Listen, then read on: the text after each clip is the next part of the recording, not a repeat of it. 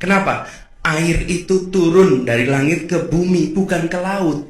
Harusnya dimasukkan ke dalam bumi, masukkan tanah. Di seluruh dunia air jatuh itu dimasukkan ke tanah.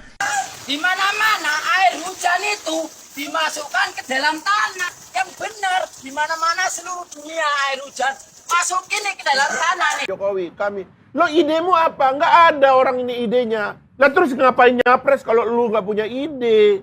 Ini jeleknya orang-orang ini, nunggu aja di ujung gawang. Jangan dong tarung dari awal. Kita nih pengennya itu pemimpin yang lahir secara otentik dalam demokrasi. Jangan akibat dari sembunyi-sembunyi dan apalagi menjadi simbol dari kemarahan yang tidak jelas. Itu yang saya kritik juga.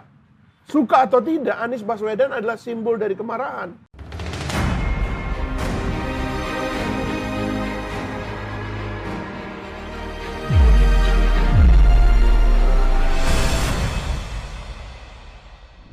Anies Baswedan tak henti-hentinya melakukan manuver politik hanya dengan bermodalkan kata-kata manis. Hari ini kita juga harus menengok ke depan. Kenyataannya hari ini, ya wilayah kita satu, ya bahasa kita satu, ya negara kita satu. Tetapi kemakmurannya masih berbeda-beda. Belum lagi musim kampanye tiba, calon presiden dari Partai Nasdem ini sudah mencuri start dan menerima dengan bangganya gelar presiden yang disematkan para pendukungnya sendiri. Masjid dijadikan ajang untuk mencari suara. Dalam rekam jejak politik mantan gubernur DKI itu, Anies kerap menuai ejekan dan tawaan dari publik. Hal itu dikarenakan Anies sering mengeluarkan opini tak berdasar dan jawabannya terkesan asal-asalan. Contohnya masalah banjir. Jika ditanya mengenai solusinya, Anies menyebut bahwa banjir bukanlah bencana dan dirinya justru meminta warga untuk menampung air hujan di dalam rumahnya masing-masing. Tapi harus bisa kita kendalikan. Kalau gempa bumi itu di luar kendali manusia. Tapi kalau air hujan itu dalam kendali manusia. Rekam jejak buruk semasa kepemimpinan Anies Baswedan sebagai pejabat harusnya mengendurkan niatnya untuk nekat bersaing di Pilpres 2024 mendatang. Namun pada kenyataannya, Nasdem kepincut memakai jasa Anies demi menaikkan popularitas Surya Paloh dan sekutu partainya. Lalu apa sebenarnya agenda politik Anies dan Nasdem di masa depan? Sebenarnya Anies Baswedan adalah sosok yang bijaksana, tapi untuk bidang yang lain, bukan sebagai politikus. Keterlibatan Anies di dunia politik hanya karena faktor ketidaksengajaan saat dirinya ditunjuk oleh Presiden Jokowi untuk menjabat sebagai Menteri Pendidikan dan Kebudayaan di tahun 2014 hingga 2016. Jabatannya hanya sebentar saja di kabinet Jokowi, sebelum akhirnya Anies dipecat karena dinilai tidak melakukan gebrakan yang cepat dibandingkan para menteri lainnya. Selama jadi menteri, kinerja Anies juga jauh dari ekspektasi yang diharapkan sang presiden. Itulah sebabnya Anies didepak dan menimbulkan rasa sakit hati hingga sekarang ini.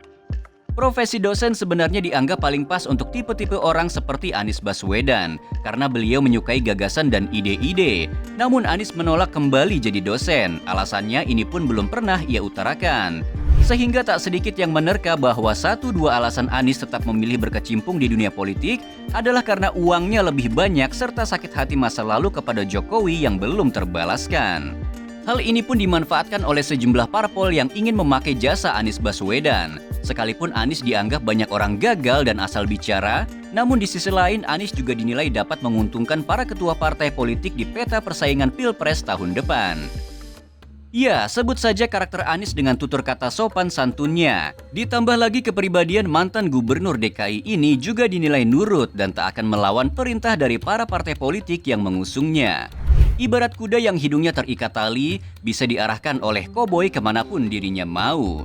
Inilah yang membuat partai politik begitu kepincutnya ingin menjadikan Anies Baswedan sebagai presiden boneka di masa depan. Namun sayangnya langkah Anies dan para parpol pengusungnya tak akan semudah itu melenggang ke RI 1. Pesaingnya juga punya pamor dan elektabilitas jempolan. Ada nama Prabowo Subianto dan juga Ganjar Pranowo.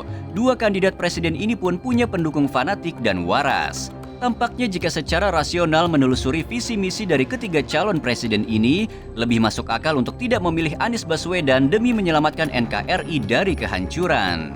Sejak kapan kaki disebut sebagai alat transportasi? Katanya mau mengundang Juventus, Real Madrid, dan Barcelona saat peresmian JIS Stadium. Kenyataannya sampai saat ini ketiga tim tersebut tak pernah hadir di Jakarta.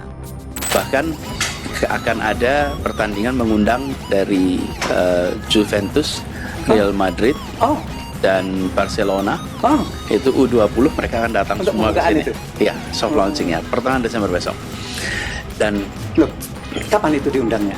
pertengahan bulan depan, sebulan bulan lagi. depan? Ya, padahal nanti saya undang beneran. Biarpun itunya belum Kanan kirinya kan, jadi stadionnya kan.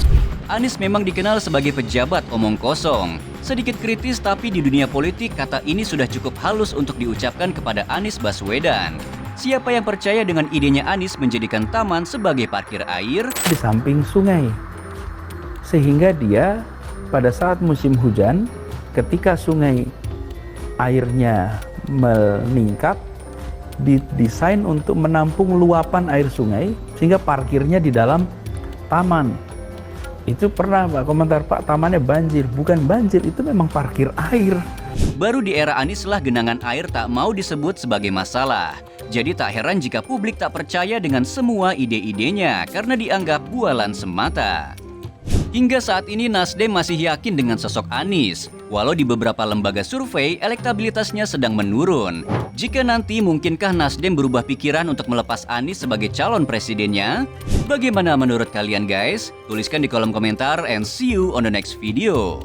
Bye-bye.